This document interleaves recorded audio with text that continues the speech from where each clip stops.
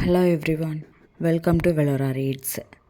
ஒரு சிட்டியில் ஈவினிங் டைமில் பஸ் எல்லாம் கூட்டமாக இருந்துச்சு. ஒரு சின்ன பையன் விண்டோ சீட்டில் உட்காண்ட்ருந்தான். அவன் பக்கத்தில் ஒரு சீட்டு காலியாக இருந்துச்சு.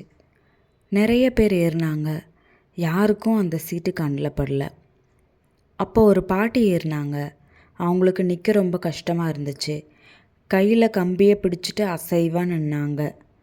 பையன் அவங்கள பார்த்தான். அந்த காலி சீட்டையும் பார்த்தான். எதுவும் பேசலை. சும்மா எழுந்து கையால் அந்த சீட்டை காமிச்சான். பாட்டி சிரித்தாங்க. நன்றி கண்ணான்னு சொல்லிட்டு மெதுவாக உட்காந்தாங்க. பஸ் மூவ் ஆக ஆரம்பிச்சது. கொஞ்ச நேரம் கழித்து பாட்டி கேட்டாங்க, கண்ணா நீ எங்கே போகிற அப்படின்னு. அதுக்கு பையன் சொன்னான், வீட்டுக்கு தான் பாட்டி. பாட்டி சிரித்தாங்க. அப்போது இன்றைக்கி உன் இடம் நிற்கிற இடம்தான் போல் அப்படின்னு சொன்னாங்க. பையன் சிரித்தான். ஜன்னல் வழியாக வெளியே பார்த்துட்டே நின்னான். அப்போ தான் அவனுக்கு புரிஞ்சுது, சில சமயம் நம்ம உட்கார்ந்த இடத்த விடுறது நம்ம மனசுக்குள்ளே ஒரு நல்ல இடத்த உருவாக்கும். இந்த கதை என்ன சொல்லுதுன்னா, சின்ன மரியாதை கூட ஒருத்தருக்கு பெரிய ஓய்வாக மாறும். Thank you for listening வெலோரா.